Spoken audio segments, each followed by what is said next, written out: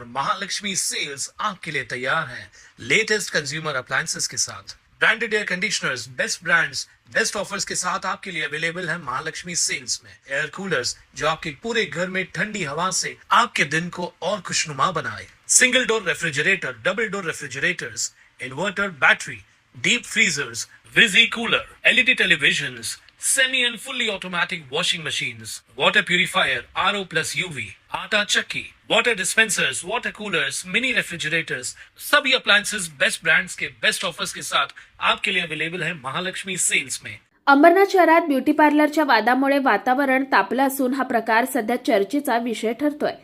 भाजपा कार्यकर्ता अरबाज अफजल खान आणि L-cutie beauty पार्लरच्या संचालिका रेणुका तोमर यांच्यात हा वाद निर्माण झालाय। रेणुका तोमर यांनी आरोप केलाय की ब्युटी पार्लर अचानक बंद करण्यात आलं असून कर्मचाऱ्यांना वेतन न देता पार्लरमधील साहित्य ताब्यात घेण्यात आलं, त्यामुळे आर्थिक अडचणींना सामोरं जावं लागत असल्याचं त्यांनी सांगितलंय। दादा काय, माझं नाव रेणुका आहे, रेणुका तोमर। मी उल्हासनगरला राहते आणि अंबरनाथमध्ये उडणचाल अरबाज खान ते तो अरबाज खान बीजेपीवरून तो उभा होता। त्यांनी मला काय बोलला का ताई आमच्या इकडं आमच्या एरियात 50 से 60 मुली आहे, त्यांना पार्लर शिकवायचं आहे। मी बोलली बाई की पार्लर शिकवायचं आहे चालेल ना। तो बोलते बाई की तुम्ही या आणि आमच्या इकडं ऑफिसमध्ये बघून घ्या। सगळं बघितलं तर त्याच्या इकडं काहीच नव्हतं सामान वगैरे।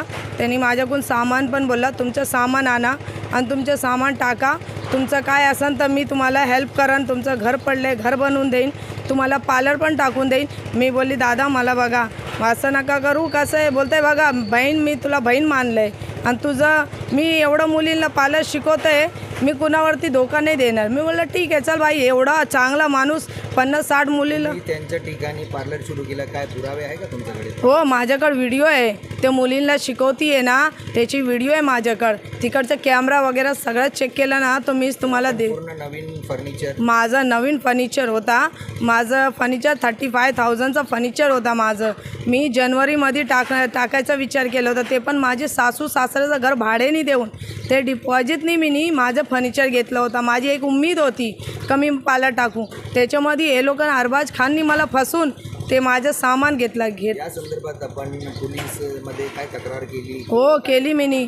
जेव्हा मी माझ्यासोबत हे लोकांनी फ्रॉड केला, माझं ब्लॅकलिस्टमध्ये नंबर टाकलं, माझा कोणी सुनवाई नाही होत होता, मी अंबरनाथ पोलीस चौकीला गेली आणि तिकडं मी सांगितलं का साहेब माझं हे लोक माझ्या फर्निचर पेमेंट देत नाही। तर ते लोक बोलले बाई की आता इलेक्शनचा टाईम आहे मॅडम तुम्ही नंतर या, असं बोलून 10 दिवसानंतर परत गेली। मग प्रकरण किती हे मला झालं पण नाही, म्हणजे इलेक्शनपासून आता 3 महिना व्हायला आले मला, 2.5-3 महिना असंच माझं चाललं। मी फक्त पोलीस चौकीचं चक्कर कापती, माझ्याकडे एवढा पेपर जमा झाले, फक्त पेपर जमा होते। मग त्याच्यानंतर मी DCP साहेबकडे पण गेली। माझी मागणी आहे याच्यावरती सक्त कारवाई व्हायला पाहिजे आणि माझं सामान माझं पेमेंट वगैरे सगळं मला भरपाई पाहिजे। मला पूर्ण बेरोजगार केलं आहे माणसानी, माझं लहान लेकरं आहे दादा, मी काय करणार? हे लोक बोलतात का मी खोटारी, पण माझ्याकडे पूर्ण पक्का सबूत आहे, पाहिजे तो व्हिडिओ वगैरे बघून घ्या। मी खोटं बोलणार नाही, मला माहीत आहे मी खोटं बोलणार तर मी फसणार, पण मी खरी आहे तर मी पाठी का हटू? मी माझं लेकरांना देऊन स्वतःच्या जीवाचं काहीतरी करून घेईन, काय करणार? बेरोजगार केलं मला काम धंदे बंद केलं, माझी सासू सासऱ्याचं घर भाड्याने दिलं आहे मी। शांतीनगरला इन्क्वायरी करून घ्या, सगळ्या एरियावाले लोकांना माहीत आहे का बाबा हिनी घर भाड्याने देऊन त्या डिपॉझिटनी मी माझं पार्लरचं सामान घेतलं आहे। त्याच्याकडं माझ्याकडं पूर्ण लोक आहे सबूत की हिनी पार्लरचं सामान घेतलं आणि मिनी टेम्पोमध्ये टाकून त्याला दिलं घरात, पूर्ण त्याच्या एरियामध्ये पूर्ण सामान दुकान कुठे टाकली होती, पार्लर कुठे टाकली? ते दुकान त्याचा ऑफिस होता, अभिजित आपलं याच्या BJPचं ऑफिस आहे ना, त्याचा ऑफिसमध्येच त्यांनी टाकलं, त्याचा व्हिडिओ पण आहे माझ्याकडं। ते ऑफिसमध्येच चालू केला। मी बोलले एवढं छोटीचं बोलताय फिलहाल चालू करा, इलेक्शनचं नंतर वाढवणार आहे। मी चालू केलं आणि मी बोले ॲग्रीमेंट बनवा, तो ॲग्रीमेंट बोलते इलेक्शनचं नंतर, आता माझ्याकडे वेळ नाही असं बोलतं। एवढं पण नाही केलं पाहिजे ना। बोलता रेणू मॅडम तुमच्यासाठी हे करा, त्यांची आई सर्व्हिस करायची माझ्याकडून, फेशियल मॅनिक्युअर पेडिक्युअर, त्यांची बहीण आणि ती शबनम खान, तिने तर क्लायंट आणून मुली जेवढी मुलगी शिकली ना ते मुली शिकत होती त्यांच्याकडून सर्व्हिस, मी गेल्यानंतर सर्व्हिस करून घेत होते। 10 वाजे 9 वाजेपर्यंत पोरींना बसून ठेवायचं, त्यांच्याकडून काम काढून घेत होते आणि वरतून बोलतात तुम्ही ना हे आता इलेक्शनमध्ये नाही काम केलं ना तुम्हाला सर्टिफिकेट नाही भेटेल. असं हे तर तुम्ही पहिले कामाचे काय पैसे भेटले का? कुणाचा त्या काम जे आपण केले प्रॅक्टिस मला नाही मला जे पगार आहे ना ते पूर्ण भेटला नाही. पहिले तर ते लोकांनी जसं आहे पहिला महिना रडून रडून पैसे दिलं, हातपाय जोडलं, ते पण अर्ध पैसे दिलं, त्याच्यामधून पण 4,000 कापलं. मग दुसरा महिना आला त्याच्यामध्ये पण 4,000 काढून घेतलं. ते लोक पैसे माझा पूर्ण दिला नाही आहे. 3 महिना पूर्ण आणि तिसऱ्या महिन्यामध्ये पूर्ण पेमेंट आणि 2 दिवसात सामान गायब केलं. आणि मी येऊन बोलली माझं सामान कुठे आहे, तो बोलतात भाई की रेनू मैडम रुक जाओ, इलेक्शन होने दो फिर तुमको दे. सगळं गायब, ऑफिस खाली, कुणी नाही. मी फक्त फिरायला लागली. पोलीस चौकी DCP साहेबकडे पण गेली, पण DCP साहेबनी पण बघितलं. 2-3 वेळा मी गेली. ते अंबरनाथ पोलीस चौकीला फोन लावला त्यांनी का ही बाईचं तुम्ही केस का नाही घेत, ह्याचा केस घ्या. तेव्हा पण ते बोलून पण ते साहेब लोक मला बोलते आता सगळं हाजी मलंग बाबाला हे चाललं आहे पूजापाठ, तिकडं तुम्ही थोडा 10 ते 15 दिवसानंतर या ना मॅडम. आता इथं पोलीसवाले कोणी नाही, हवालदार कोणी नाही, कोणी. आणि त्याच्या घरी गेले तो बोलतं लेडीज पोलीस आणा मग बात करा. आणि पहिलेच पोलीसवाले लोक त्यांना फोन करून बोलतात तुमच्या नावाचं कंप्लेंट आलेलं आहे. आणि तो डायरेक्ट निघून जातो, बोलतं मी जातो बायकोला सोडायला सुरतला, मी अहमदाबाद आहे, मी इकडं गेला आहे. असं करून करून माझे पूर्ण फक्त पेपर वाढायला लागले. पण माझे केस सुनवाई कोणी काय करत नाही. आता माझं पोरं पण शाळेत सुट्टी, सगळं सुट्टी झाली, त्यांचा खाडा झाला. माझ्याकडे 1 रुपया नाही झाला तर मी स्वतःच्या जीवाचं काय करणार. आता काय करणार, माझ्या लेकरांचं शिक्षण खराब व्हायला लागलं. कमवणारी मी आहे, माझी आई धुणं भांडे करते. अरबाज खानला सगळं माहीत आहे. दुसरीकडे अरबाज अफजल खान यांनी हे सर्व आरोप फेटाळून लावत संबंधित कर्मचारी अनुशासनहीन असल्याचं कारवाई करण्यात आल्याचं स्पष्ट झालंय. आपली बदनामी करण्यासाठी खोटे आरोप केले जात असल्याचा दावाही त्यांनी केलाय. जय हिंद, जय महाराष्ट्र. मैं अरबाज अफजल खान, मैं डेप्यूटी प्रेसिडेंट कल्याण डिस्ट्रिक्ट वर्कर यूनियन. मैं इलेक्शन से 4 महीने पहले से मैं AK फाउंडेशन चलाता था, जिस पे मैं फ्री का लेडीज़ लोगों को पार्लर कोर्स सिखाता था. वो भी मेरे सेल्फ फंड से, मैं किसी से कुछ पैसा नहीं लेता था, मैं मेरे सेल्फ फंड से सिखाता था. कुछ दिनों से मेरे खिलाफ़ साजिश रची गई कि हमारा कुछ फर्नीचर लिया गया, ये वो. जो रेणुका नीतीश तोमर थी वो मेरे पास आई थी, मैं सुशांत ने लेकर आया था उसको. उसने बोला था कि गरीब है करके रख लो. मैं बोला ठीक है.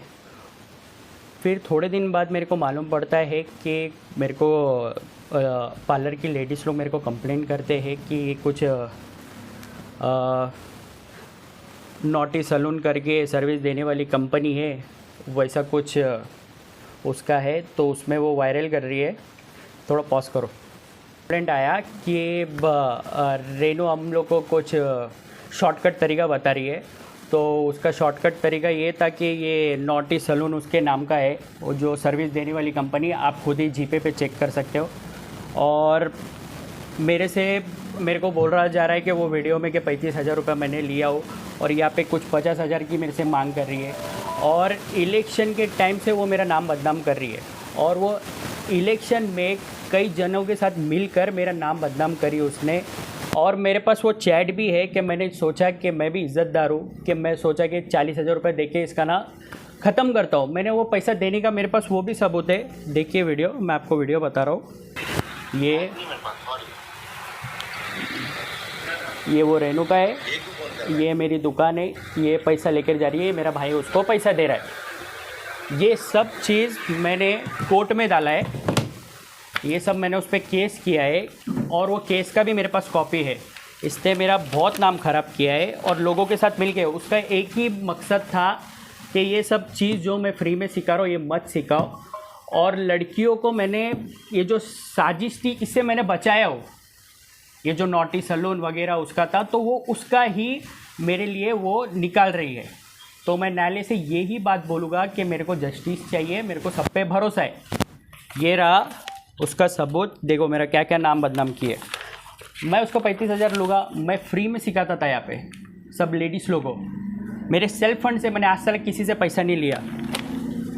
देखिए सब चीज़ का सबूत है और ये सब चीज़ हम लोग ने कोर्ट में डाला है, कोर्ट में केस भी है और केस रहने के बाद भी मेरा चीज़ वायरल हुआ है, वो भी मैं डेफेमेशन लगाऊंगा और जो भी करेगा हम उसके खिलाफ हमारी लीगल टीम एक्शन लेगी। आप या प्रकरणात दोन्ही बाजूंनी गंभीर आरोप प्रत्यारोप होत असल्यानं अंबरनाथमध्ये सामाजिक तसेच राजकीय स्तरावर या वादाची चर्चा सुरू आहे। पुढील कारवाईकडे सर्वांचंच लक्ष लागलंय। Bureau report Swanand media, Ambernath.